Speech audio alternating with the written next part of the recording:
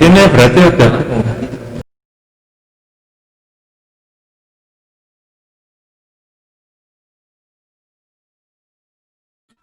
Ya, sebagai mohon izin Dr. Fauzia, kita boleh mulai kan? Siapa yang masakin? Aku loh. Oh, macam iya yang benar. Siapa yang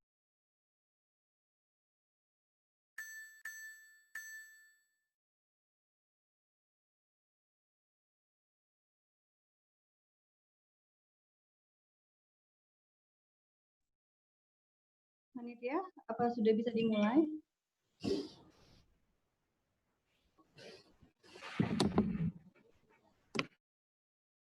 Oke.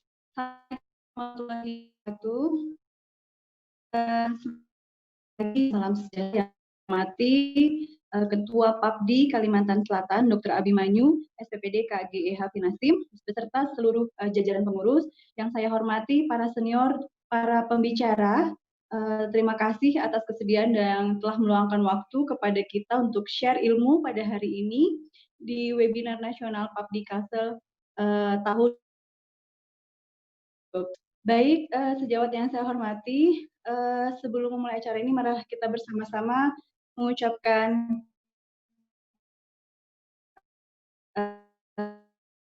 basmalah, Bismillahirrahmanirrahim, dan selanjutnya untuk memberikan kata sambutan. Silakan, dokter.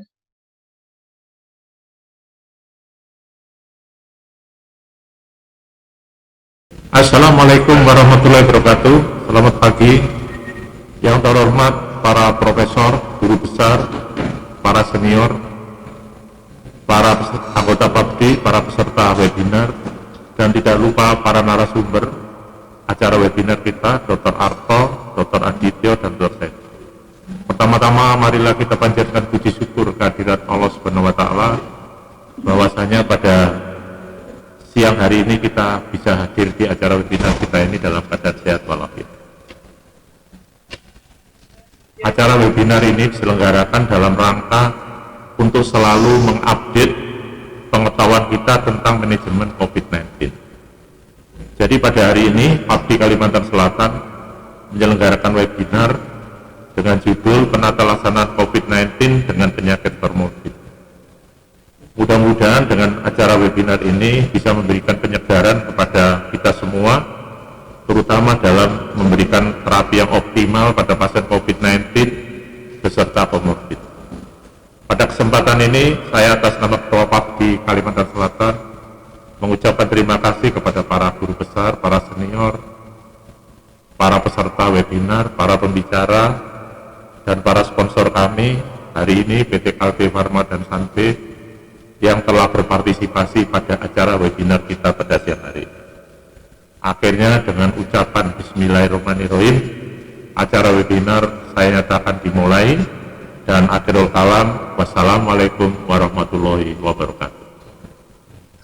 Mungkin salam warahmatullahi wabarakatuh. Terima kasih Dr. Abimanyu SPD KGEH Finasim yang memberikan kata sambutan dari Ketua PAPDI Cabang Kalimantan.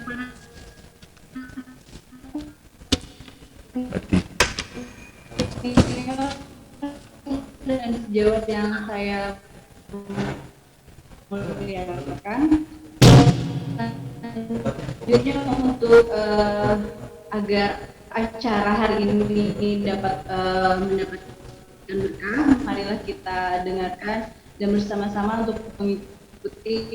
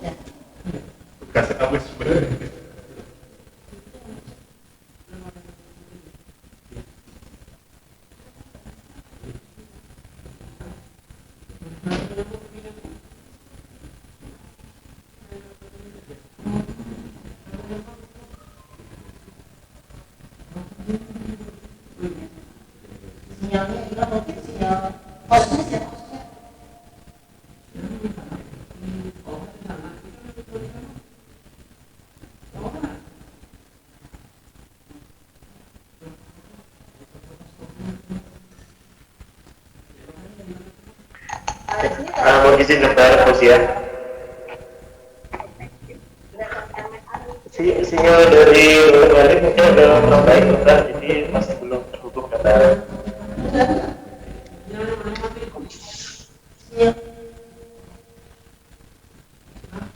Saya bisa diinikan langsung.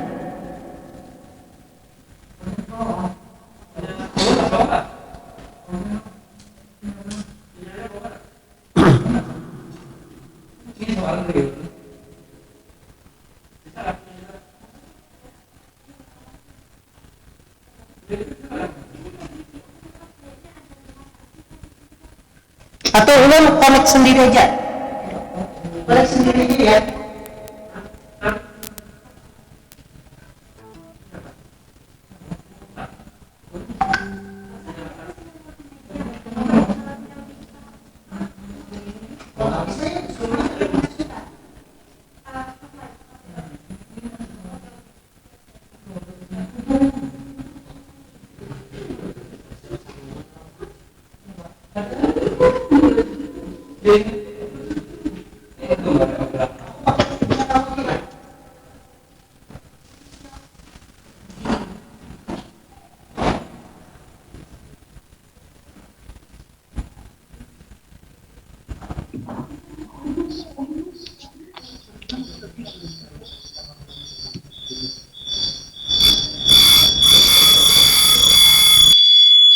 Sorry.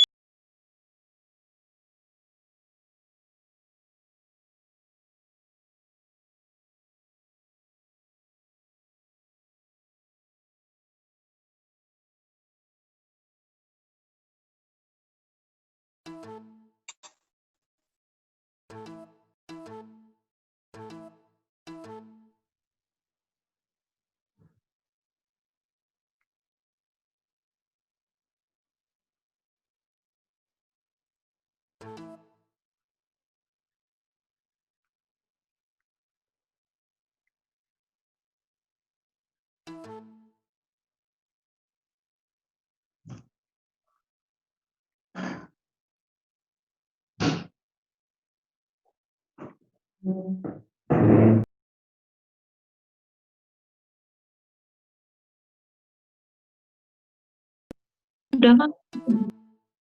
Udah ya.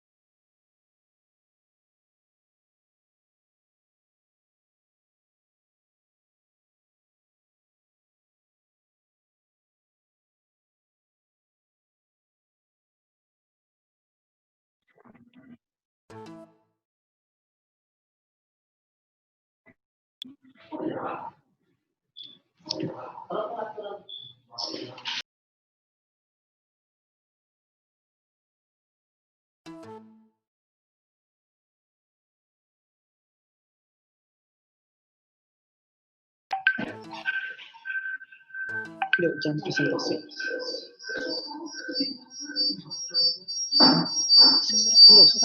Mohon maaf kepada Jawa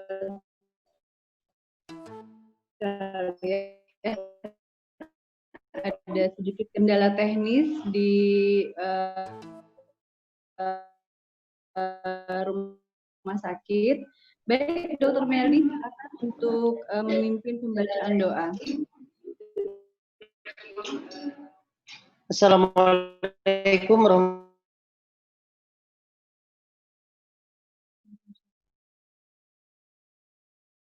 Waalaikumsalam Ya.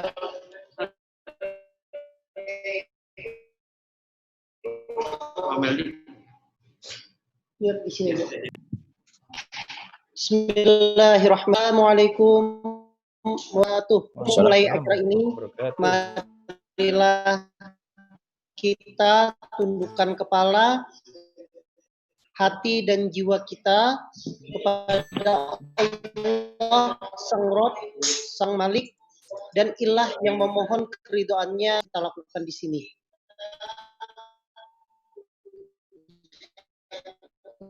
Dan kepada yang beragama Islam dipersilahkan untuk mengaminkan yang saya bacakan. A'udzu billahi minasyaitonir rajim. Bismillahirrahmanirrahim.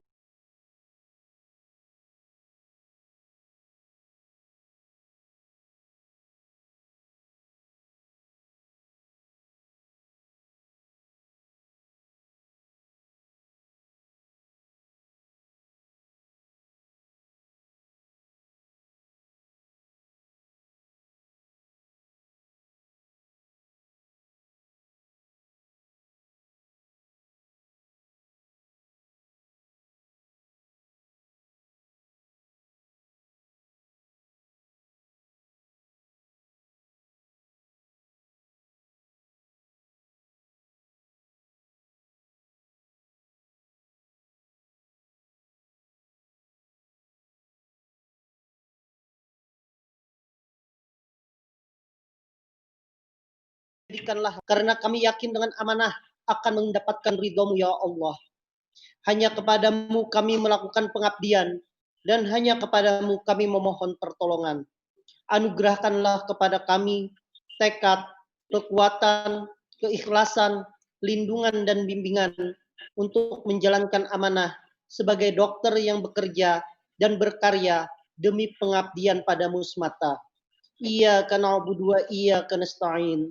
Rabbana taqabbal minna innaka antas samiul alim wa tub alaina innaka antat tawwabur rahim. Rabbana atina fid dunya hasanah wa fil akhirati hasanah wa qina adzabannar. Wassallallahu ala Muhammadin wa ala alihi wa sahbihi wasallam. Subhana rabbika rabbil izzati amma yasifun. Wassalamun alal mursalin.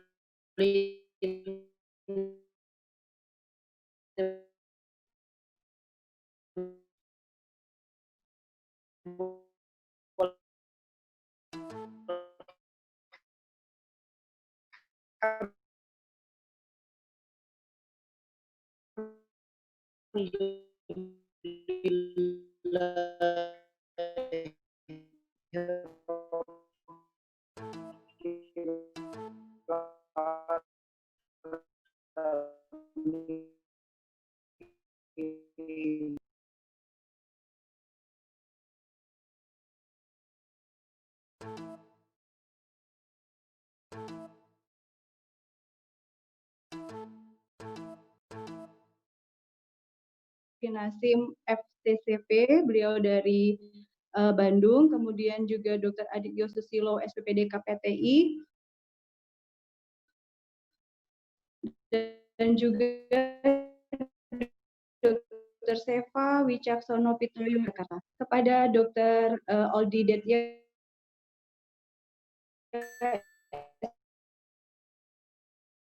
SPPD, waktu dan tempat saya persilakan.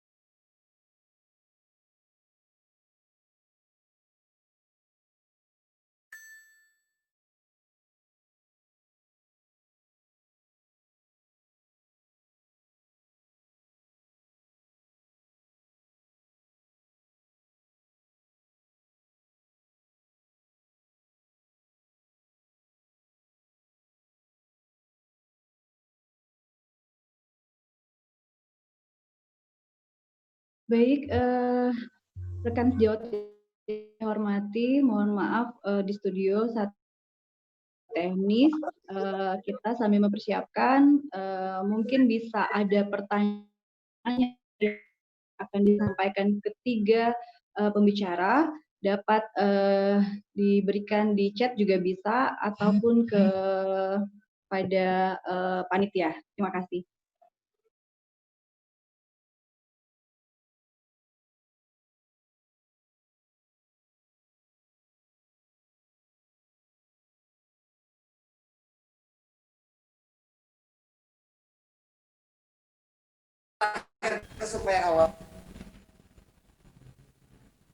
Dr. Oldi, bisa udah? Iya, Dr. Fauzia.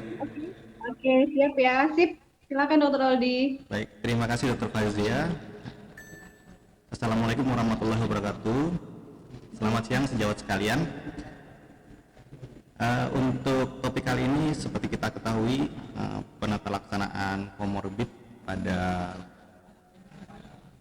pandemi COVID-19. Saya yakin sebenarnya untuk tata laksana komorbid, sejawat sekalian ahli untuk menangani. Namun, bagaimana menata laksana komorbid pada pandemi COVID ini? Nah, nanti di sini akan ada pembicara nasional yang akan membawakan topik-topik yang mungkin kasusnya sering dijumpai di klinik masing-masing. Oh ya, satu lagi untuk penyakit ini kira-kira akan panjang seperti MERS-CoV-1. Jadi kasus MERS-CoV-1 ini sampai saat ini masih berlangsung. Jadi kita harus siap bahwa nanti ke depannya COVID-19 yang merupakan mutasi dari MERS-CoV-1 ini akan berlangsung panjang, sehingga kita harus siap dengan keadaan ini. Baik, untuk webinar kali ini kita akan mendengarkan topik dari 3 orang pembicara tingkat nasional. Untuk pembicara pertama adalah Dr. Artoyono Suroto, spesialis penyakit dalam konsultan paru, Pinasim FCCP. Beliau merupakan ketua divisi paru Departemen Ilmu Penyakit Dalam Fakultas Kedokteran Universitas Padjadjaran, Rumah Sakit Hasan Sadikin, Bandung. Beliau akan membawakan tata laksana PPOK di masa pandemi Coronavirus Disease 19. Kepada Dr. Arto, untuk 20 menit ke depan saya persilahkan. Baik, terima kasih Dr. Assalamualaikum warahmatullahi wabarakatuh. Saya coba share screen dulu. Terdengar, dokter.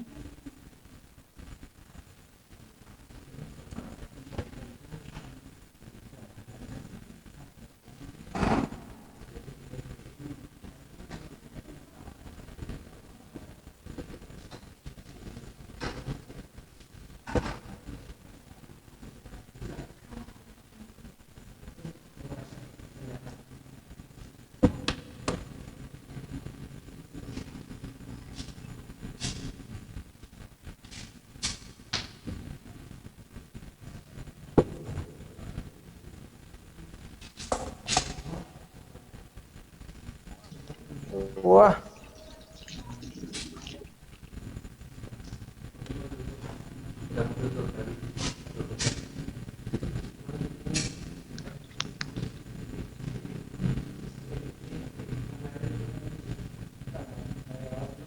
Apakah suara saya bisa terdengar? Bisa dok, bisa. Ya, suaranya ini slide share-nya sudah kelihatan belum, Mas? Sudah dok. Sudah dok. Oke. Dan Sudah, Dok. slide share-nya sudahkah?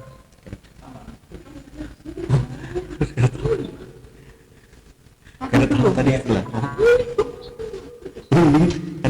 tadi di situ ada, boy, ini kemana? Sudah.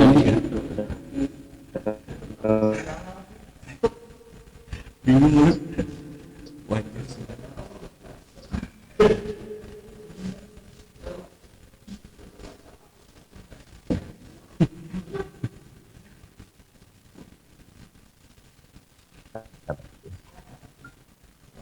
Kenapa di sayanya malah nggak kelihatan?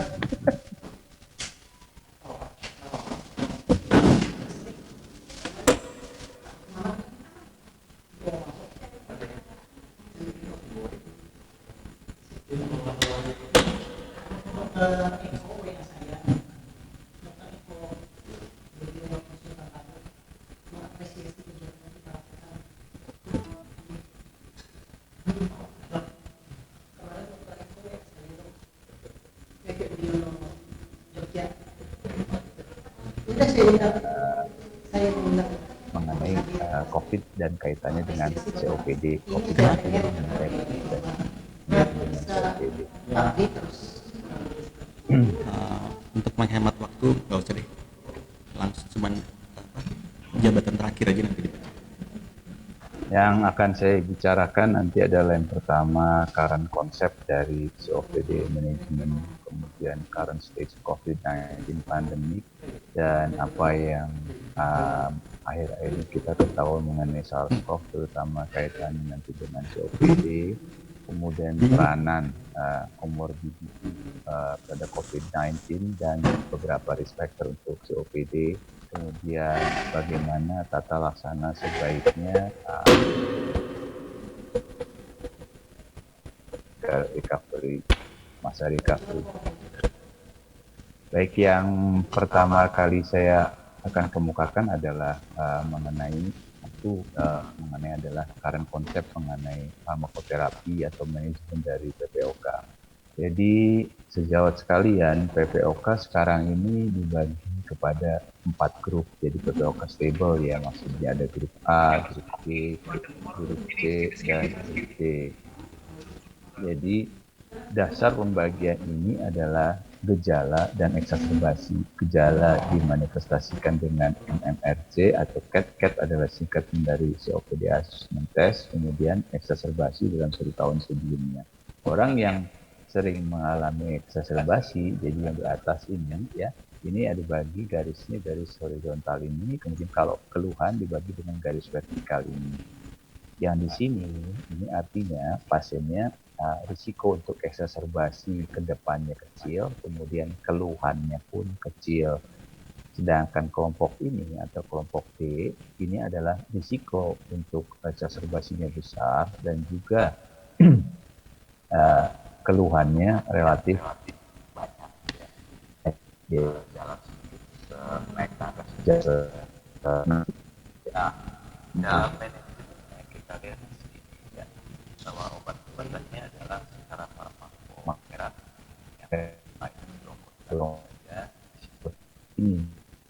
ini kelompok B. Kelompok C yang merupakan kelompok yang sering eksaserbasi, pilihannya adalah long acting sparing agent. Kemudian grup D pilihannya lebih banyak, bisa long acting lama sendiri, kombinasi lama laba atau usias laba bergantung eosinofil darah ataupun CAT-nya dalam untuk menghitung sesaknya tadi. Dalam manajemen masuki tadi pengobatan, kita ada di sini artinya. Ada di sini di inisial farmakoterapi kita sudah berikan. Tapi jangan lupa kalau memilih pasien PPOK, ini penting juga untuk masa era COVID. Kita kemudian vaksin itu dari rokok, kemudian melakukan vaksinasi. Vaksinasi yang berlaku untuk PPOK adalah vaksinasi influenza dan vaksinasi pneumokokus ya. Kemudian self manajemennya untuk manajemen factor seperti tadi, kemudian cara menggunakan obat juga harus obat memanage sesaknya juga, kemudian jangan lupa memanage komorbid.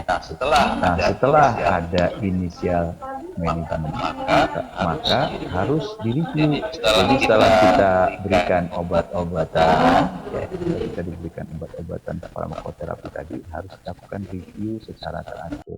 Review apa yang direview? Yang utama adalah tadi keluhan yang diukur dengan COPD Assessment Test dan eksaserbasi. Berapa sering dieksaserbasi? Harusnya semuanya menurun. Kemudian setelah direview, kalau belum perbaikan maka dilakukan adjustment. Kalau sudah perbaikan maka ya sudah aja diteruskan. Jadi begini, setelah kita kasih inisial terapi, maka direview. Kalau direview ternyata ternyata cukup dengan inisial treatment, teruskan saja. Kalau tidak cukup, maka harus dilakukan penyesuaian atau adjustment. Adjustment itu bergantung kepada apa yang menjadi komponen yang paling dikeluhkan. Apakah sesaknya atau eksaserbasinya. Kalau sesaknya, ikuti pathway ini. Nanti PowerPoint-nya saya bagikan aja agar lebih enak ya, mengulang lagi. Ikuti pathway ini. Jadi kalau misalnya pasien dalam lama long acting muscarinic agent misalnya tiotropium ya, kemudian sesaknya masih ada, maka kombinasikan lamanya dengan laba. Ya, kemudian kalau eksaserbasi masih sering gitu ya, maka bergantung kepada jumlah eosinofil. Kalau jumlah eosinofilnya di atas 300 atau di atas 100 dengan eksaserbasi yang sering, maka diberikannya adalah laba ICS. Dan kalau tidak, maka yang diberikannya adalah sama dengan Dyspnea, laba ya. Dan ketika dua-duanya ada, ya exacerbation-nya belum membaik, dyspnea belum baik, maka jalur ini yang dipakai ya. Nah, bagaimana kalau yang eksaserbasi, manajemen eksaserbasi menurut current konsep ya. Kasih oksigen pasiennya ketika datang ke UGD,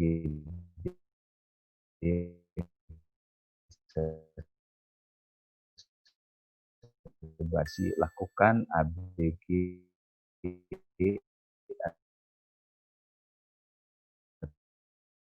atau BGA secara serial, kemudian bronkodilator kita berikan, naikkan dosis dengan antikolinergik, nebulisasinya, consider use of long-acting bronkodilator kalau pasiennya udah stable nanti gitu ya.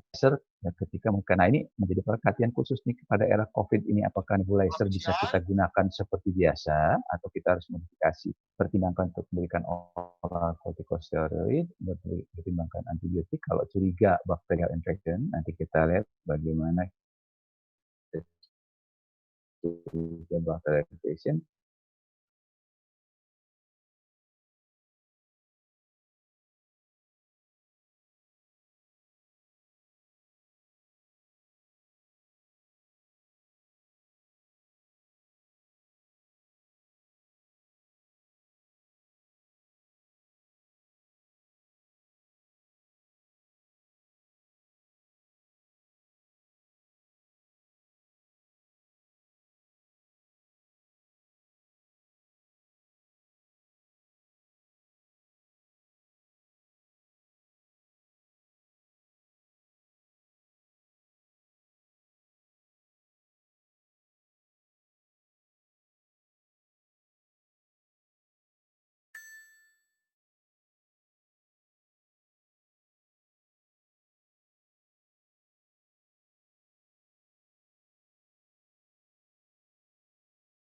Hanya dengan COPD pun masih relatif diraba-raba, belum rigid sekali gitu ya.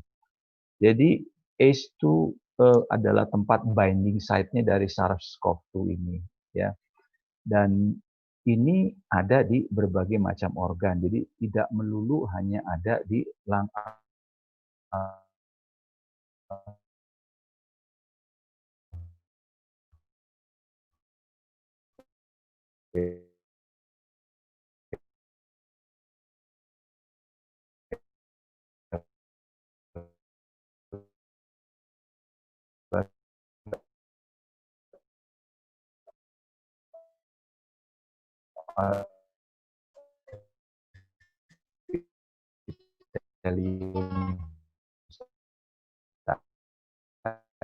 saja ya, tapi di mana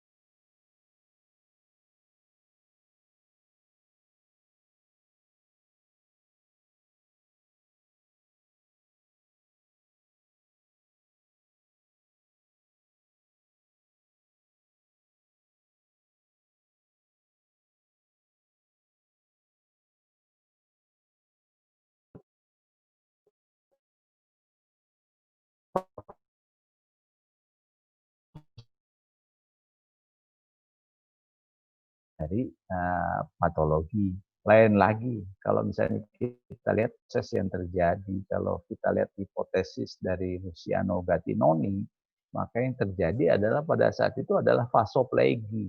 Pada saat terjadi hipoksemia yang berat, pada saat hipoksemia yang terjadi adalah vasoplegi disebabkan karena cytokine storm. Ya, lain lagi, tapi makanya ini adalah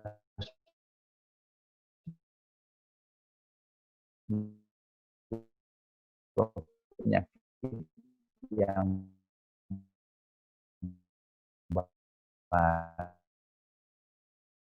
baru yang masih banyak digali, ya, banyak dicari,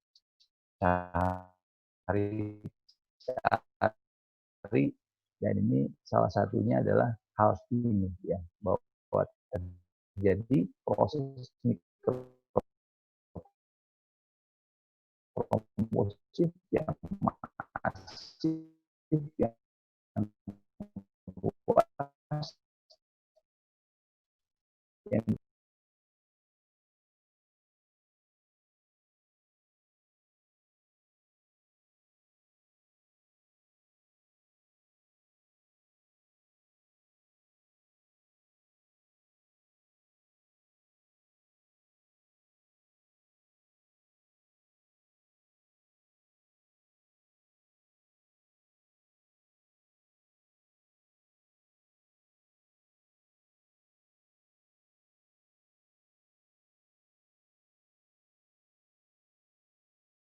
penelitian yang memperlihatkan bahwa asma sebetulnya tidak meningkatkan kejadian baik morbidity maupun severe illness dari COVID-19.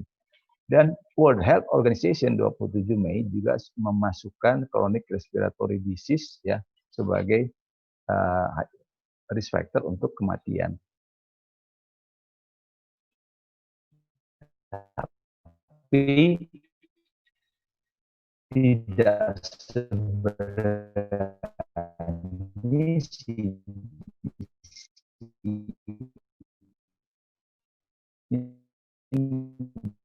disebut hanya chronic respiratory disease.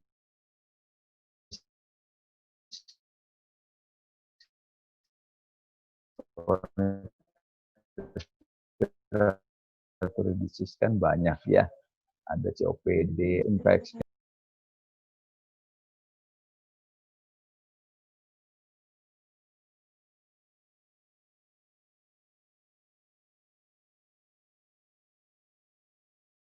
Maka nggak heran kalau misal si COVID-19 atau SARS-CoV itu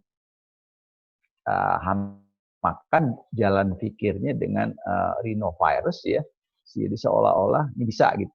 Maka orang menjadi terkaget-kaget, ya, ketika Halpin, ya, membuat suatu semacam systematic review, ya, dari kasus di China, di Wuhan, ini kasus awal gitu, dari satu penelitian, ya, jumlahnya memang 140 orang sih cuma, ya, tapi angka COPD-nya ini rendah sekali, lebih rendah dibandingkan dengan orang-orang di general population.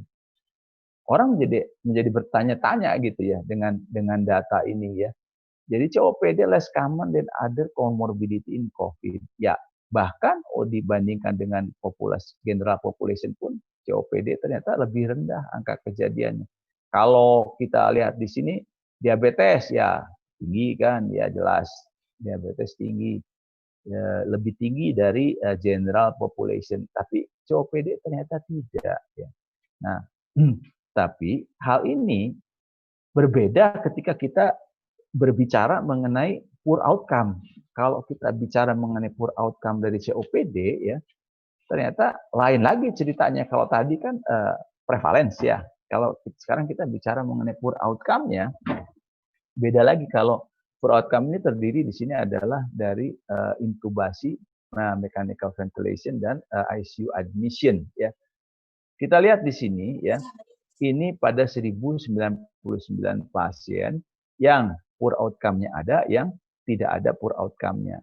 Kelihatan umurnya lebih tua. Umur lebih tua tentu terkait dengan lebih banyak komorbid. Dan angka COPD-nya yang di poor outcome ini 10 kali daripada yang 20 malah ya. 20 kali dibandingkan dengan yang bukan COPD gitu.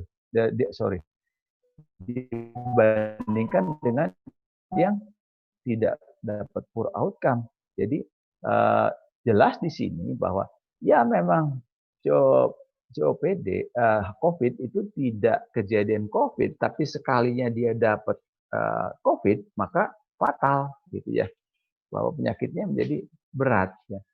Dan ini bisa dilihat pada beberapa meta-analisis. Di sini kita lihat ya, bahwa prevalensi COPD-nya ini memang low, ya antara 2 sampai 9% dari meta.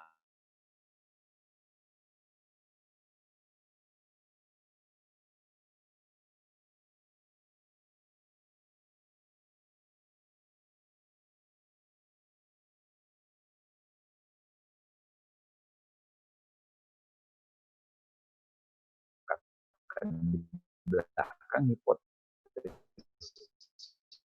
pada lower airway, pada COPD, dan pada active smoker, pada active smoking.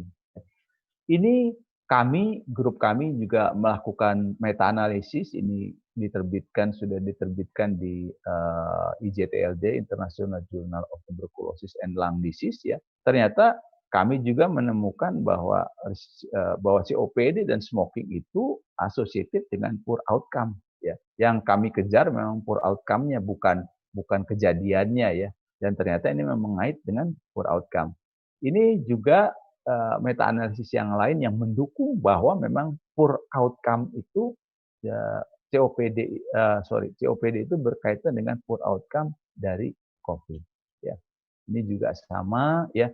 Di sini meningkat 5 kali untuk mendapat severe COVID-19 infection. COPD meningkatkan 5 kali untuk outcome. Nah, meningkatkan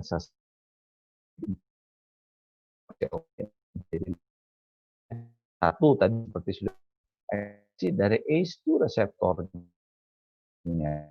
mungkin meningkat, elevated in patient with COPD.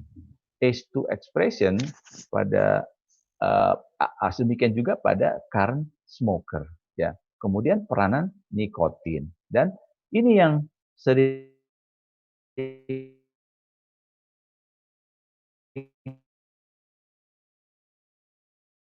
pasnya, dan berulang hand mouth movement itu selama proses merokok ini mungkin akan berperan meningkatkan virus contamination. Iyalah, kalau tangannya nggak bersih, bolak-balik ya, berulang, itu akan menyebabkan si tangan itu nempel lagi dengan wajah yang merupakan porta d'entry dari SARS coronavirus 2. Dan umumnya COPD itu tidak berdiri sendiri. Pasien COPD itu memiliki berbagai komorbiditi yang ujung-ujungnya memang misalnya diabetes, hipertensi, kemudian CAD, atau bahkan CHF, CKD ya. Yang ujung-ujungnya memang associated dengan mortality juga gitu ya.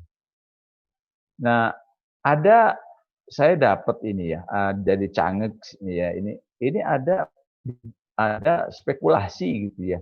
apakah nikotin itu punya efek protektif ya COVID-19 ya? Pikirannya adalah eh, jadi si reseptor untuk nikotin ini bisa diblok oleh SARS, demikian juga sebaliknya. Jadi hipotesis ini based pada structural similarity between nicotine and SARS-CoV ya, yang akan menyebabkan saling kompetitif inhibisi antara terhadap reseptor tersebut ya, sehingga lowering susceptibility to COVID-19 or reducing the severity of medical patient.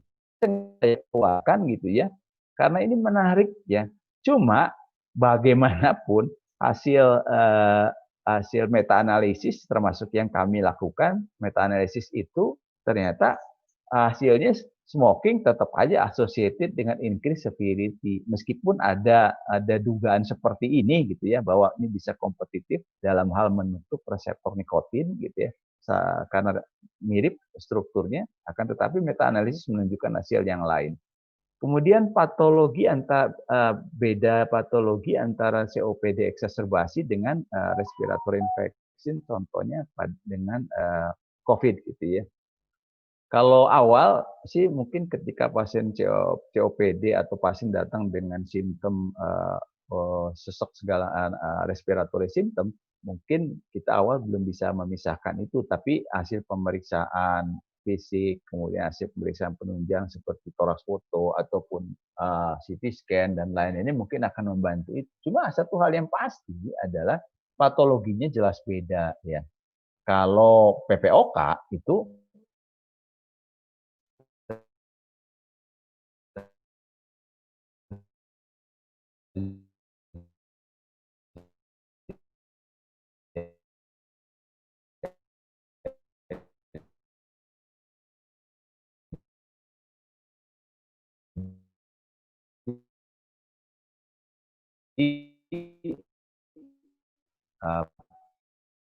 peningkatan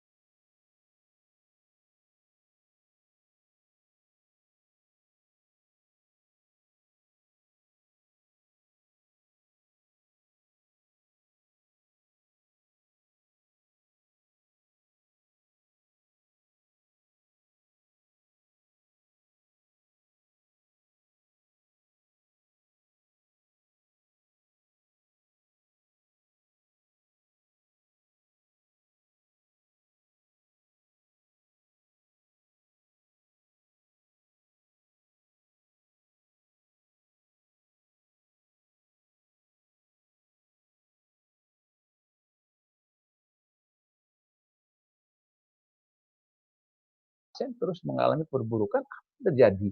Yang terjadi adalah PAP. Selamat dari COVID-nya, tapi tidak selamat dari pneumonia. Karena ternyata di mana-mana, ini bukan hanya di Indonesia saja, bukan hanya di Bandung,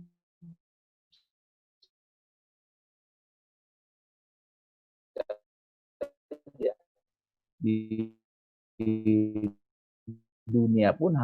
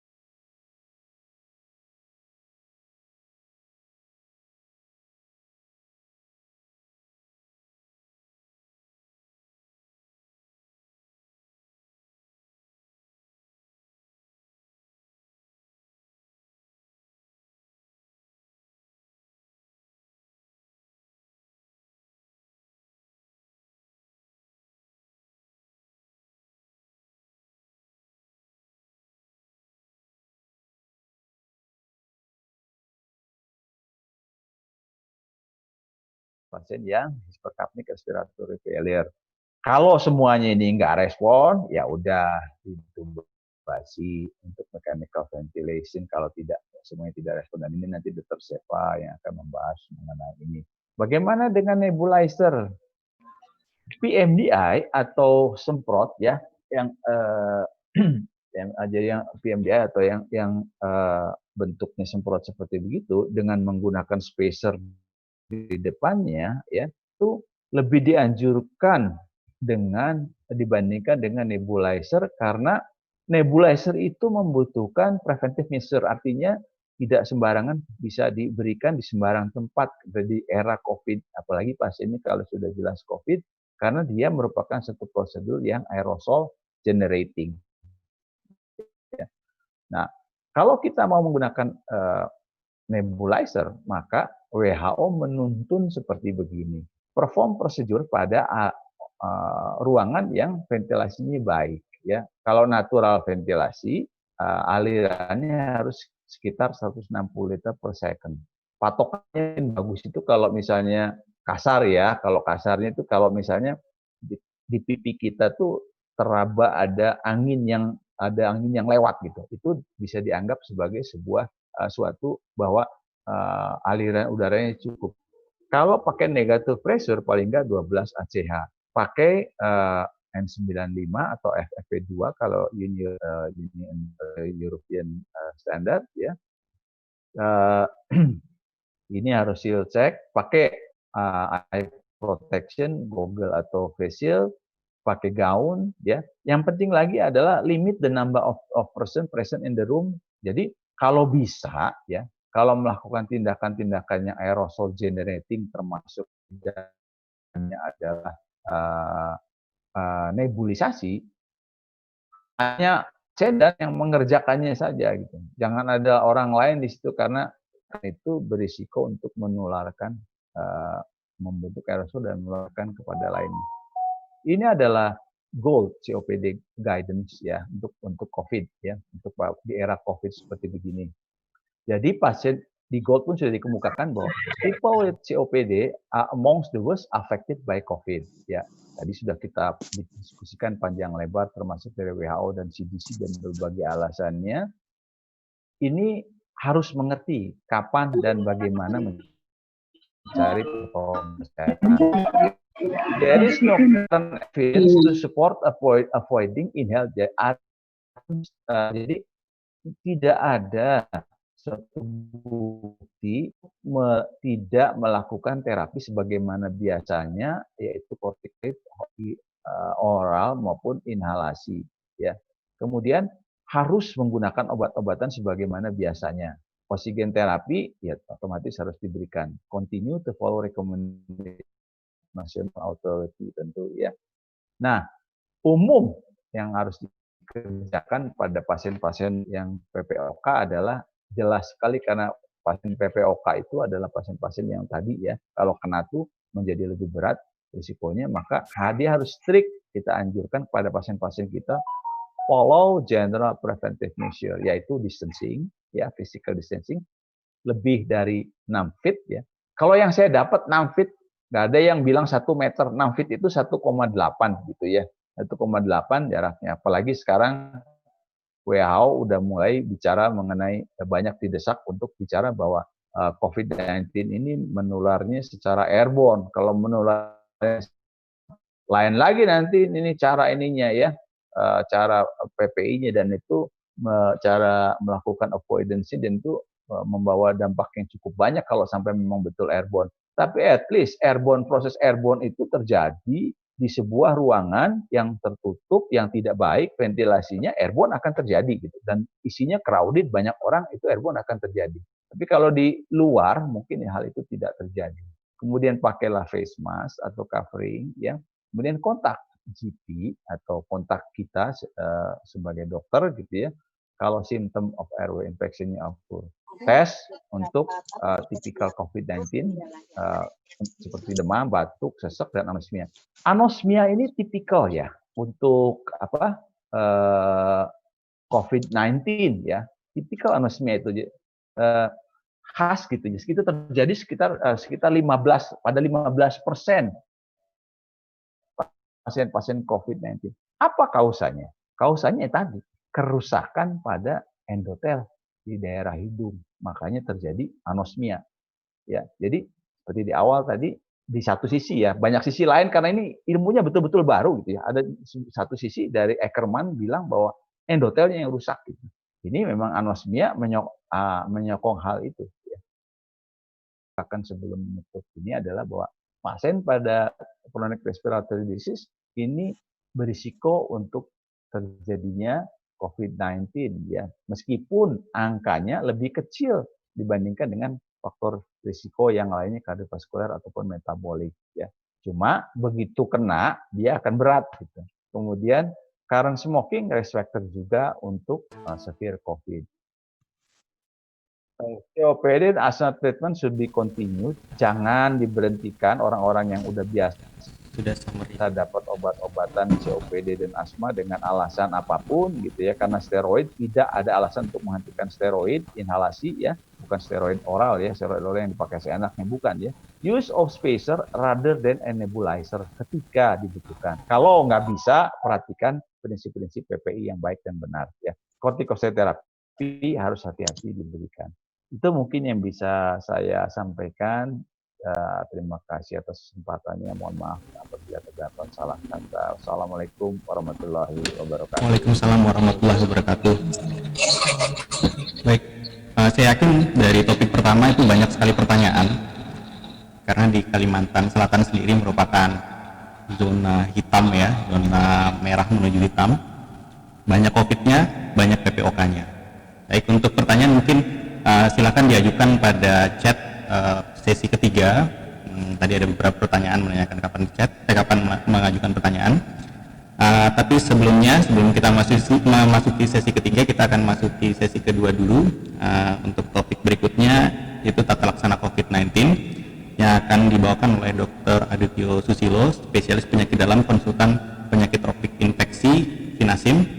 Beliau merupakan guru saya saat pendidikan spesialis dan saat ini merupakan staf pengajar penyakit tropik infeksi di divisi penyakit tropik infeksi di FKUI RSCM. Kepada Dr. Adityo Susilo, kurang lebih 20 menit ke depan saya persilakan untuk membawakan topiknya. Silakan Dr. Adityo. Baik, terima kasih. Terima kasih Dr. Aldi. Mohon maaf sebelumnya suara saya bisa terdengar, Dok. Bisa didengar suara saya, Dok? Bisa. Bisa. Ya. Baik, terima kasih. Terima kasih. Assalamualaikum warahmatullahi wabarakatuh. Selamat siang dan salam sejahtera untuk kita semua. Sebelumnya saya juga ingin mengucapkan terima kasih kepada Dr. Abimanyu dan tim dari PAPDI Kalimantan Selatan yang sudah mengundang kami untuk sedikit sharing mengenai COVID. Kepada Dr. Arto, terima kasih Dok, penjelasannya sudah membuka, jadi saya nggak terlalu banyak lagi menyinggung yang masalah patofisiologi dan yang lain-lain. Kepada Dr. Abimanyu, Dr. Oldi, dan tim dari PAPDI Kalimantan Selatan, mungkin saya lanjutkan dengan materi saya share screen. Bisa dilihat, Dok?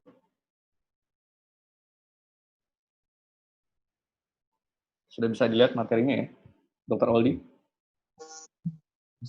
Sudah bisa dilihat materinya? Bisa dong. Sudah ya, baik. Terima kasih. Ya. Baik. Terima kasih. Baik. Saya mendapatkan topik tentang penata laksanaan COVID-19. Ini datanya belum bisa saya perbaharui karena waktunya terbatas. Tapi ini tanggal 8 Juli kita bisa lihat jumlah kasus yang tinggi dari COVID-19 dan kita tahu 2 hari yang lalu penambahan kasusnya luar biasa fantastis dengan angka 2.500 lebih. Jadi saya kira COVID ini memang masih menjadi terus keprihatinan kita. Dan kalau kita lihat dari bagian ini, ya kita bisa lihat bahwa penambahan kasus ini mulai terjadi setelah PSBB dilonggarkan. Jadi artinya, dengan kita melakukan PSBB yang efektif, angka penularan itu kita harapkan tentu dapat pelan-pelan ditekan. Tapi begitu hal-hal yang kita jaga betul ini sudah mulai dilonggarkan, kita bisa lihat ternyata angkanya meningkat dengan cukup cepat. Dan saya menyinggung sedikit mengenai masalah metode transmisinya. Tadi Dr. Arto sudah menyinggung mengenai perubahan isu ya yang dikeluarkan oleh WHO atas tekanan dari 200 lebih saintis di seluruh dunia. Yang awalnya WHO mengatakan dan sangat yakin sekali bahwa ini adalah droplet transmission. Tapi tentu kita berbicara droplet transmission ini adalah untuk kondisi community, tidak berbicara kondisi rumah sakit, di mana tadi misalnya pasien yang dirawat itu bisa diintubasi, diinhalasi, dan yang lain-lain. Dan ini semua aerosolic generating procedure, dan pada saat itu tentu airborne precautions-nya juga sudah bisa terjadi. Tapi di sini kita berbicara di community, artinya pada saat orang tidak dilakukan tindakan itu, apakah betul materi dari lontaran COVID ini, SARS-CoV-2 ini mampu terbang di udara? Itu yang menjadi pertanyaan kita. Karena kalau itu betul terjadi, maka yang disampaikan Dr. Arto tadi, jarak menjadi tanda tanya, gitu. Karena kalau dia mampu airborne, berarti artinya dia terbang di udara. Jadi kita tidak berbicara gravitasi. Kita tidak berbicara gravitasi dengan jarak tadi 6 feet yang juga dipertanyakan. 6 feet itu equal dengan 2 meter atau bukan, gitu. Tapi kira-kira kalau droplets itu ada jarak lontar lah. Tapi kalau airborne itu tidak ada jarak lontar. Jadi artinya selama dia dalam satu lingkungan udara yang sama, tentu ada risiko paparan. Nah, lantas kita tentu bertanya pada saat seperti itu, apakah betul face mask ini dapat memberikan manfaat untuk menurunkan risiko terjadinya infeksi? Ya, kita bisa lihat dari kartun ini, jadi pada saat seseorang yang terinfeksi itu dia berbicara atau bahkan batuk, tentu di partikel pernafasannya ini akan ada lontaran droplets, dan bisa jadi juga ada juga yang aerosol kecil sekali, droplets nuklear. Kalau ternyata orang yang batuk ini tidak menggunakan masker, orang yang sakit tidak menggunakan masker, sementara yang sehat pakai masker dan yang sehat nggak pakai masker, kita bisa lihat pada saat ini terlontar, yang pakai masker mungkin relatif terlindung, tapi kita bisa lihat di sini partikelnya tinggi sekali, apalagi yang nggak pakai masker. Nah, pada saat yang pakai masker ini, yang sakit ini pakai masker, dengan efektifnya ternyata masker yang digunakan oleh si orang yang sakit ini ternyata dikatakan mampu memblok lontaran-lontaran ini lebih efektif, sehingga partikel yang tembus dari maskernya mungkin akan jauh berkurang. Sehingga pada saat orang yang sehat pakai masker, kita bisa lihat paparannya akan jauh lebih kecil. Sementara kalau orang yang sehat nggak pakai masker, ya tentu risikonya juga akan menurun, meskipun tetap yang baik adalah yang menggunakan masker. Adalah sudah Jadi kalau kita lihat,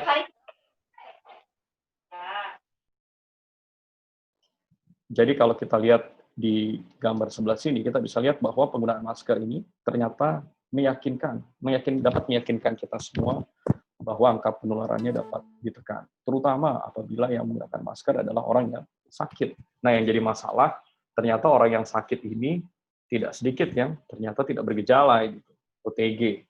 Nah, pada saat dia OTG, dia merasa sehat, dan dia nggak pakai masker, tentu di sini yang menjadi masalah.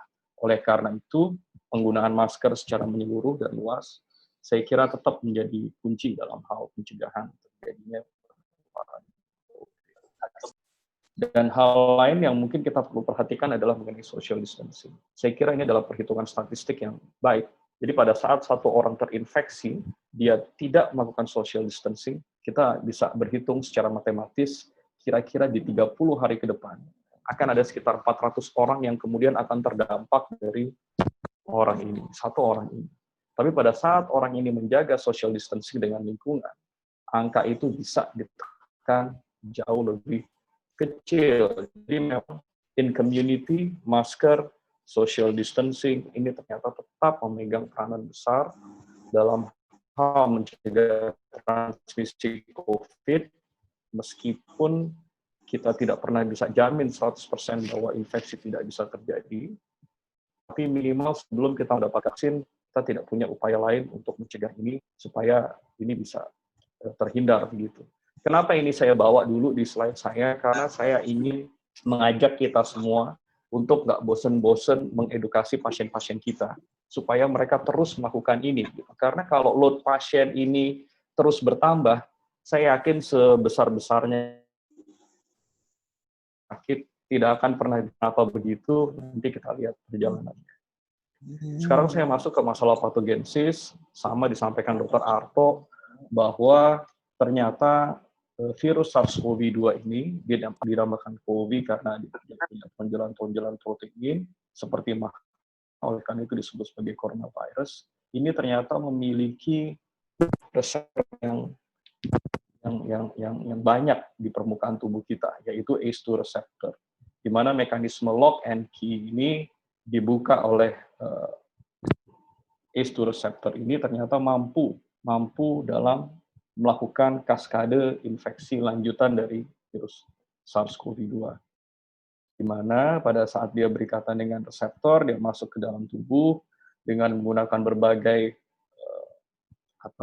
motor di dalam sel tubuh pejamu, akhirnya dia mampu bereplikasi dan berujungnya pada saat proses ini terjadi ada bangkitan inflamasi, di mana bangkitan inflamasi itu akan menimbulkan respons, sebetulnya tujuannya adalah menimbulkan respons perlindungan bagi pasien. Tapi pada saat respons perlindungan ini atau bangkitan inflamasi ini menjadi terlalu tinggi dan tidak terkontrol, akhirnya kondisi badai sitokin inilah yang akan terjadi.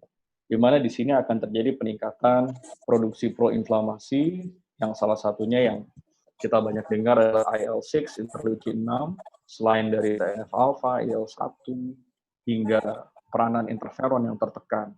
Jadi oleh karena cytokine yang jumlahnya meningkat dengan sangat tinggi ini terus terjadi, sehingga inflamasi yang tidak terkontrol ini akan menimbulkan damage. Menimbulkan damage di mana? Tentu di organ yang primary infected by the virus, yaitu utamanya adalah di saluran pernafasan. Dan di saluran pernafasan ternyata alveolus memiliki reseptor ACE2 yang sangat abundant. Oleh karena itu injury di alveolus itu akan lebih besar risikonya, yang kemudian apabila itu terus terjadi, akhirnya alveolusnya bocor, respiratory distress syndrome, atau kita kenal sebagai ARDS dengan manifestasi udem paru. Dan apabila ini terjadi, oksigenasinya terganggu, akhirnya kaskade dari hipoksia sistemik akan terjadi, dan akhirnya sel akan mengalami kegagalan fungsi dan akhirnya kematian. Meskipun kita tahu bangkitan imunitas ini juga sebetulnya yang kita harapkan. Kenapa? Karena dengan kaskade imunitas ini akhirnya terbentuklah antibodi. Dan antibodi inilah yang kemudian akhirnya menjadi prinsip dari dibentuknya rapid test yang saat ini beredar dengan melakukan deteksi dari antibodi, dan juga pilihan terapi plasma convalescence, di mana kita menduga bahwa pasien-pasien yang sudah terinfeksi dan memiliki kadar antibodi yang cukup tinggi, apabila ini diberikan kepada pasien yang sedang terinfeksi, diharapkan antibodi ini dapat memberikan efek neutralisasi dari serangan COVID tersebut. Nah, kehebatan dari SARS-CoV-2 ini adalah ternyata dia mampu melakukan escape dari respons imunitas tubuh kita, di mana kemampuan escape ini akhirnya menyebabkan virus menimbulkan respons inflamasi yang berlebihan, tapi dia tidak dihilangkan dengan. Untuk itu makanya kita bisa melihat respons positivitas yang panjang dan lama dari COVID. Dan oleh karena itu, makanya tadi saya sampaikan, sebesar apapun kapasitas rumah sakit yang kita punyai, oleh karena ini proses perjalanannya panjang, maka length of stay dari pasien juga berisiko akan panjang juga. Jadi kalau pasien yang sakit terus bertambah, saya yakin pasti akan over capacity. Kita baru berbicara fasilitas rumah sakit, belum tenaga kesehatan. Karena memang pada saat kita merawat COVID ini, ada hal yang sangat berbeda, di mana pada saat kita membantu, kita yang membantu ini akan punya risiko juga untuk tertular. Dan pada saat tenaga kesehatan tertular, tenaga kesehatannya pada sakit semua, akhirnya rumah sakit pun akan pincang oleh karena tidak ada tenaga kesehatan yang mampu menjalankan roda dari rumah sakit itu sendiri. Oleh karena itu memang COVID ini ternyata ancamannya sangat besar. Salah satu kemampuan escape dari imunitas ini adalah dengan mengelabui interferon. Jadi harusnya interferon ini dapat dibentuk efektif untuk memblok respons dari inflamasi yang berlebihan, ternyata itu diganggu sehingga kadar interferonnya turun dan akhirnya proses inflamasi itu menjadi lebih tidak terkontrol. Ditambah dengan kondisi host, di mana kondisi host ini salah satunya yang disampaikan tadi adalah adanya penyakit kronik seperti diabetes misalnya, autoimmune, malignancy, yang itu semua membuat pasien dalam kondisi impaired immunity, ditambah dengan pasien yang berusia dengan immunosenescence-nya, ini semua akan menyebabkan dari host-nya itu sendiri dia memiliki immunity yang impaired. Ditambah dengan kemampuan dari SARS-CoV-2 ini untuk mengelabui sistem imunitas. Jadi kita bisa membayangkan luar biasa sekali hantaman di imunitas pasien pada saat dia kemasukan virus COVID. Ditambah, ini juga kami kemarin berdiskusi dan kami mendapatkan kasus dari teman sejawat lain di luar kota. Ternyata jumlah virus dari COVID ini memang bisa sangat luar biasa. Kita memang tidak sampai saat ini belum bisa menghitung viral load secara clear dan pasti dengan PCR yang ada di Indonesia. Tapi kalau menggunakan detektor perantara, surrogate marker kita adalah CT value, yaitu cycle threshold value, di mana kita menduga kalau PCR itu berotasi, semakin banyak cycle yang dibutuhkan, logikanya semakin sedikit protein yang diamplifikasi. Atau sebaliknya, semakin sedikit cycle yang dibutuhkan, logikanya semakin banyak protein yang diamplifikasi atau semakin mudah dia mengamplifikasi. Dan kemarin kami mendapatkan informasi bahwa di suatu daerah di Indonesia, sejawat kita berkomunikasi, mereka mendapatkan angka CT value-nya bisa serendah 12,5. Jadi artinya kalau CT value 12,5 ini kecil sekali, artinya kita menduga proteinnya tinggi sekali, dan oleh karena itu kita menduga lanjutan yang load-nya tinggi sekali. Dan oleh karena itu, pada saat kami berdiskusi kemarin, memang kasus yang kita bicarakan, yang bersangkutan tidak dalam waktu yang terlalu lama, langsung jatuh kepada kondisi badai sitokin dan dipasang ventilator. Jadi memang luar biasa sekali dampaknya. Nah,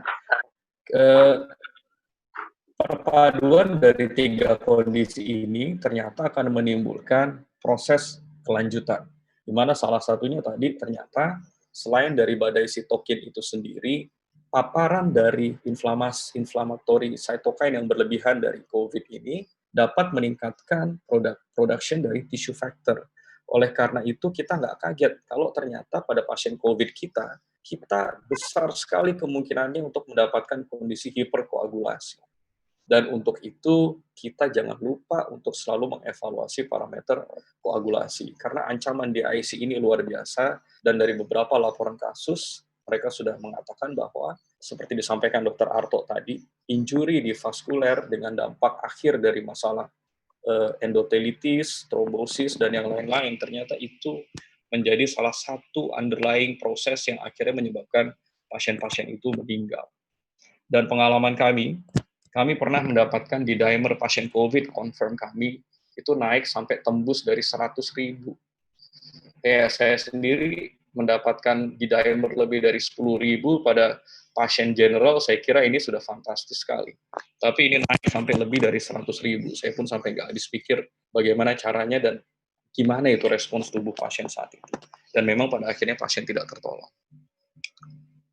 Nah, kemudian seperti disampaikan juga bahwa ekspresi dari ACE2 ternyata ada di mana-mana. Dan kenapa ini menjadi penting?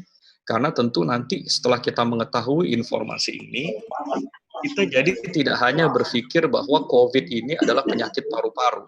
COVID bisa manifest di jantung, COVID bisa bikin diare, COVID bisa chance of having stroke-nya pun ada, COVID bisa menimbulkan gagal ginjal.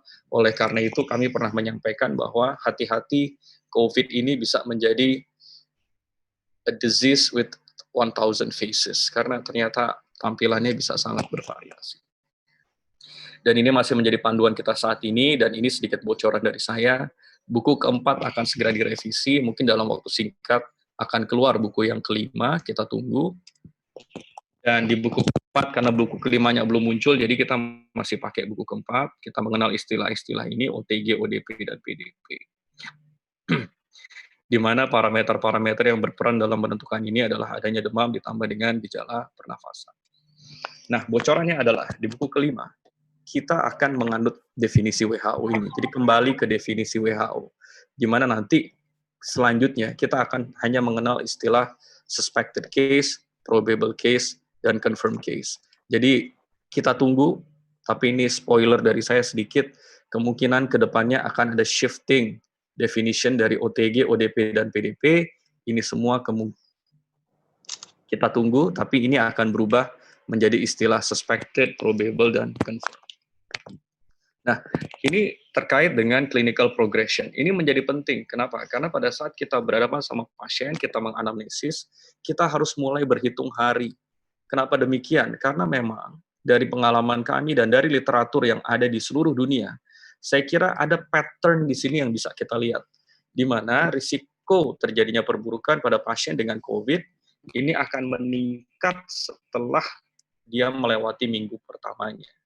Jadi istilahnya critical period-nya ini ada di minggu kedua sampai minggu ketiga. Dan itu juga yang disampaikan di luar negeri, dan itu juga yang kami dapatkan. Kenapa seperti itu? Karena penyakit ini berprogres dengan patofisiologi yang tadi kami sampaikan, dan untuk bisa menimbulkan proses inflamasi yang hebat pada pasien, ternyata dibutuhkan waktu yang kurang lebih seperti itu. Oleh karena itu, kita harus sangat berhati-hati setelah kita bertanya ke pasien bahwa keluhannya sudah melewati minggu pertama. Karena kalau dia masih kurang dari minggu pertama, umumnya gejalanya sumir saja. Demam naik turun, naik turun. Pasiennya nggak akan kelihatan kayak orang sakit berat. Bahkan batuknya pun batuk sekali-sekali dan kering. Gitu. Jadi kadang-kadang pasien ditanya, dok batuk nggak? Mereka bahkan bilang, saya nggak batuk. Tapi pas ngobrol sama kita, dia batuk. Gitu. Akhirnya kita yang ngomong, loh ini batuk Pak. Gitu. Nah, pada saat itu dia sendiri nggak menyadari bahwa dia batuk, karena dia anggap itu sebagai suatu hal yang biasa. Jadi ini luar biasa sekali. Nah, setelah lewat minggu pertama, baru risiko pneumonia-nya meningkat, dan risiko untuk terjadinya badai sitokin akan terjadi. Nah, hingga saat ini, beberapa tools diagnostik yang tersedia kita bisa lihat, dan saya kira sejawat semua juga memiliki ini di tempat masing-masing. End goal-nya adalah ini, dan saya tekankan sekali lagi, saya tekankan bahwa rapid test itu tidak akan pernah kita bisa gunakan untuk diagnostik.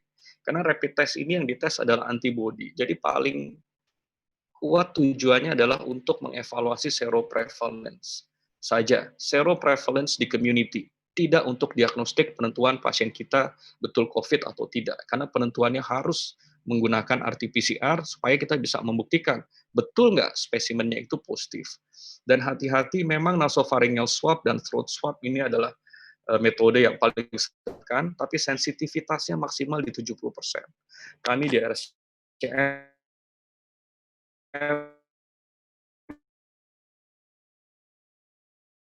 kerjasama dengan dokter punya kasus 2 kali kita swab negatif dari nasopharynx, tapi akhirnya sejawat dari konsultan pulmonologi melakukan bronkoskopi, mengambil spesimen bal, kita periksa PCR, ternyata spesimen balnya positif COVID. Jadi bisa dibayangkan memang nasopharynx, kita udah swab tenggorokan aja, ternyata masih ada kemungkinan untuk miss kalau memang klinisnya itu khas sekali. Tapi tentu kondisi-kondisi seperti ini adalah kondisi khusus yang barangkali tidak bisa digeneralisir. Dan kemudian satu lagi mengenai anal swab ini terus menjadi diskusi dan perkembangan karena ternyata chance untuk antigen lebih stabil dan lebih lama. Tapi meskipun demikian sensitivitasnya masih jauh lebih rendah dibandingkan spesimen ini. Yang tertinggi adalah BAL. Kemudian yang ingin saya tekankan berikutnya adalah selain dari parameter yang umum kita lakukan, yaitu limfosit, neutrofil, misalnya CRP, jangan lupa kita mengevaluasi faktor pembekuan, ferritin, LDH sebagai marker of severity.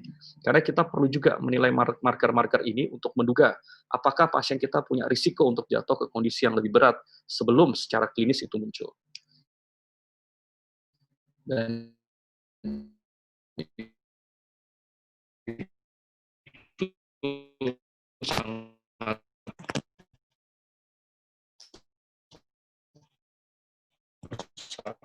peranan dan ini adalah beberapa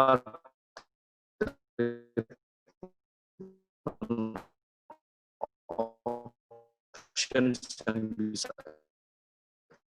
kita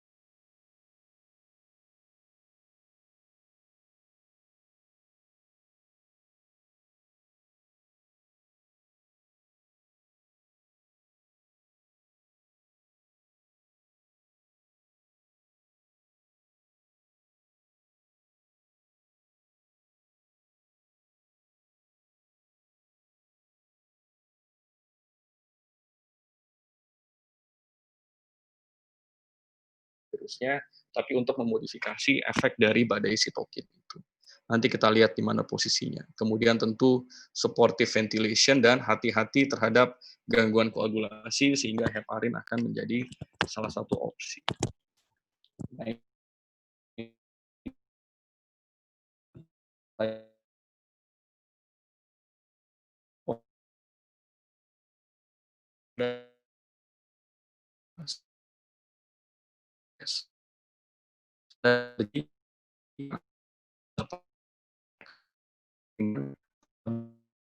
pada sudah masuk gambaran pneumonia antifaksin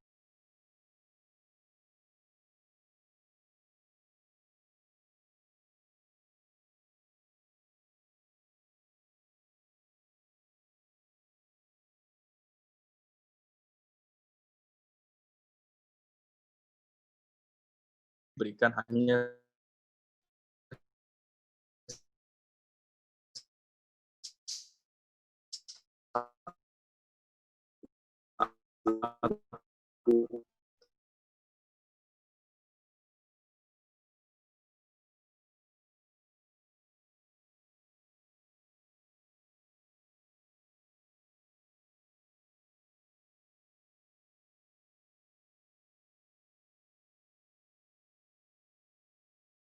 dan ini adalah contoh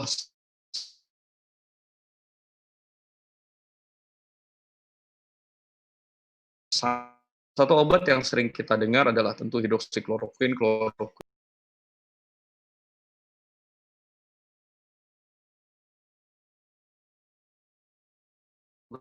Menurut kami masih bisa untuk kita gunakan dengan kehati-hatian. Hidroksikloroquine dia bekerja dalam memblokir proses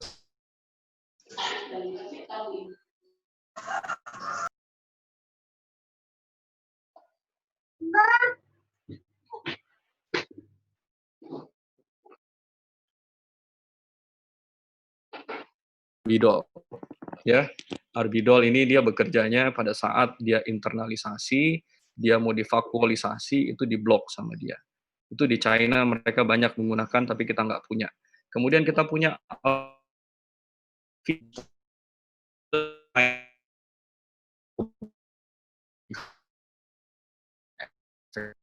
dan kemudian ini lagi yaitu favipiravir, kemudian remdesivir yang merupakan bahan disolidikan. Jadi saat ini di proses replikasi dari virus itu coba diblokir.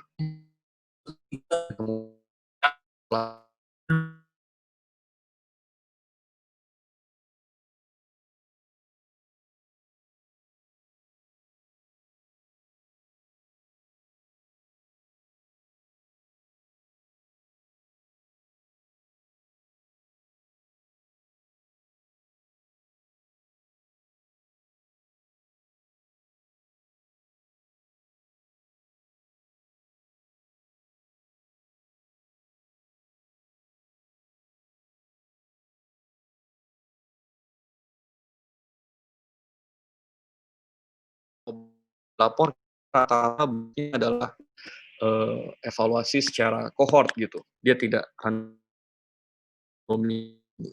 Oleh karena itu WHO bikin solidarity trial untuk RCT itu belum keluar, kita tentu nanti harus lihat hasilnya. Jadi pada saat kita melihat studi meta-analisis ini, mayoritas obat-obatan dan WHO juga saya kira di protokol yang 2000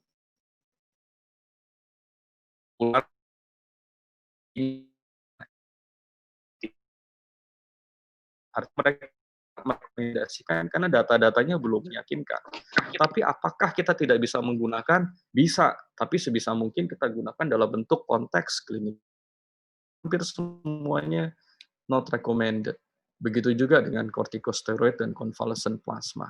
Tapi kita baru-baru ini mendengar ada data dari recovery trial, di mana data dari penelitian ini menunjukkan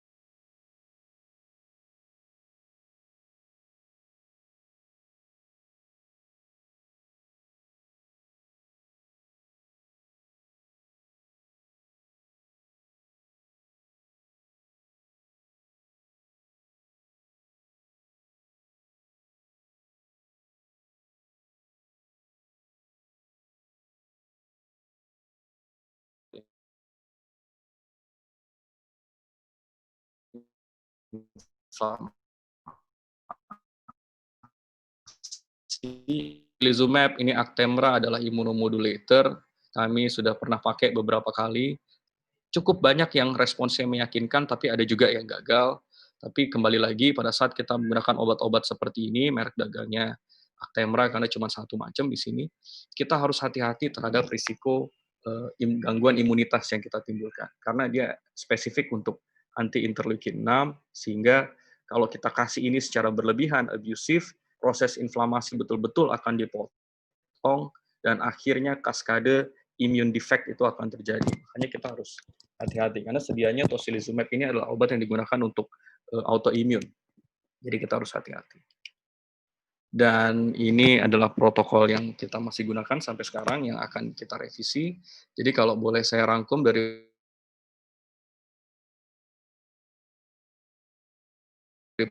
protokol ini, dia membagi antara COVID, kasus COVID yang confirm dan yang unconfirmed, masih ringan, sedang, atau berat, kita confirm. Artinya,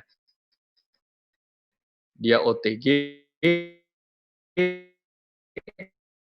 atau dia PDP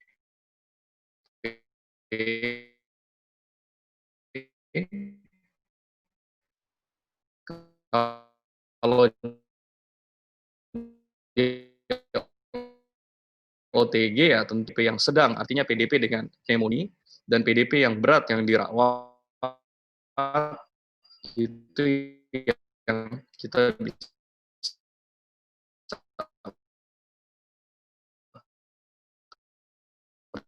pertimbangkan untuk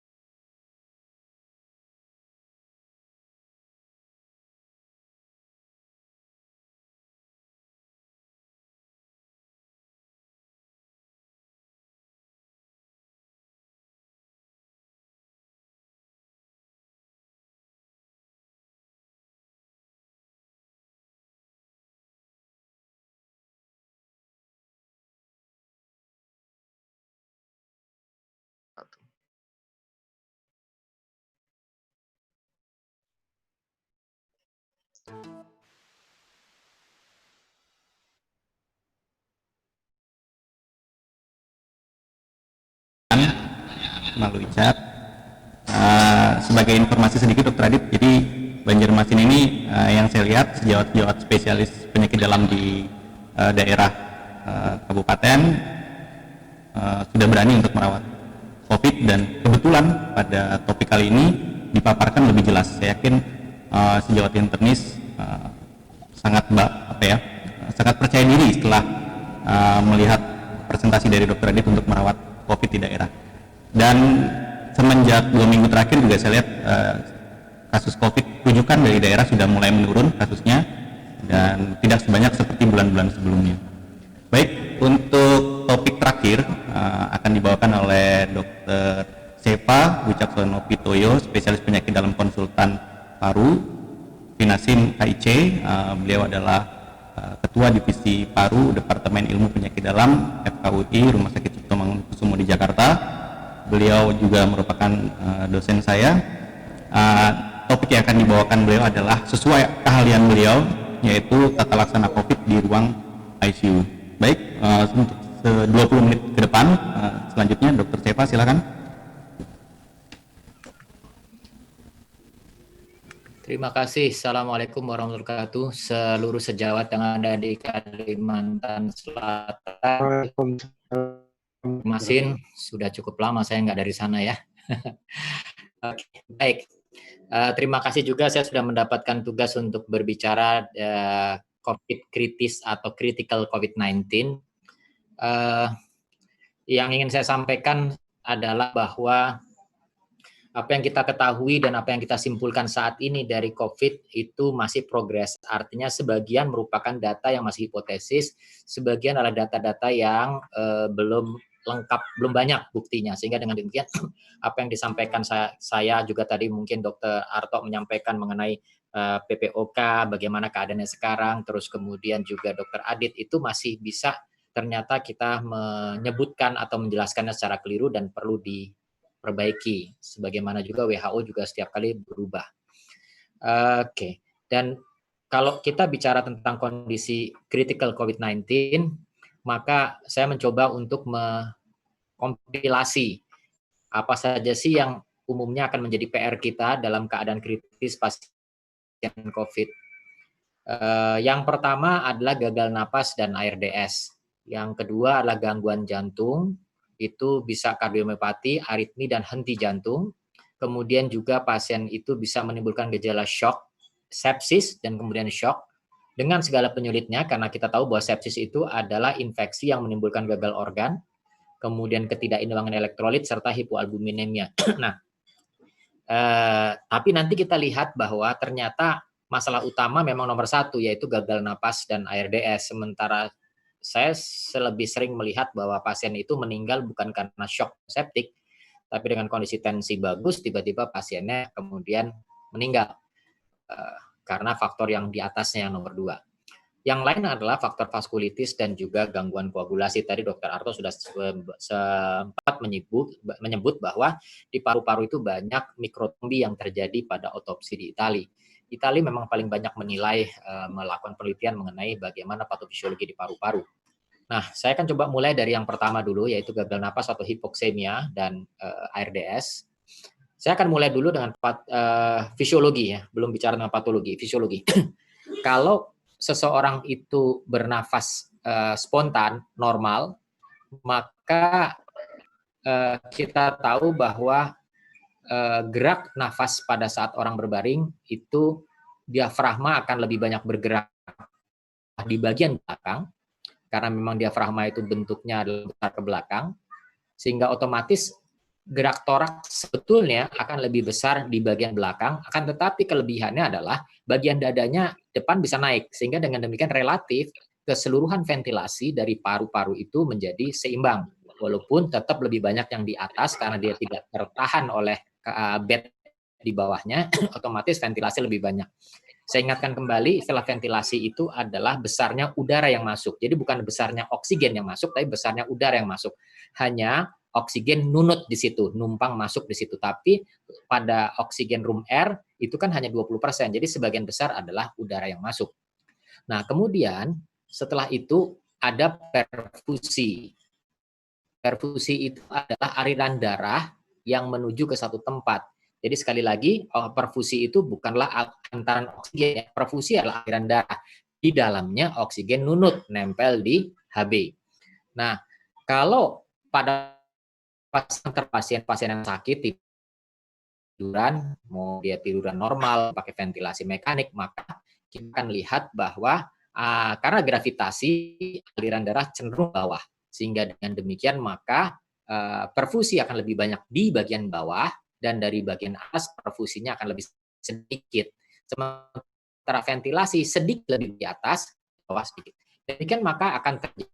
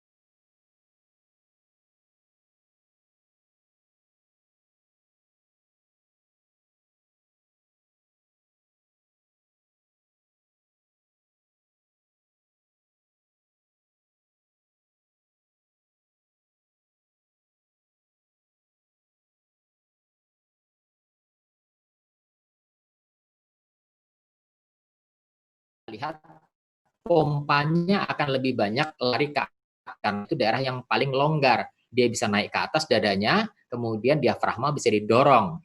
Sementara bagian bawah justru usus ngumpul di bagian belakang, sehingga kemudian diafragma yang harusnya lebih besar turun, itu tertahan. Jadi perfusi aliran darahnya lebih banyak ke bawah, ventilasinya akan lebih banyak ke atas, lebih ekstrim lagi terjadi vacuum mismatch. Nah,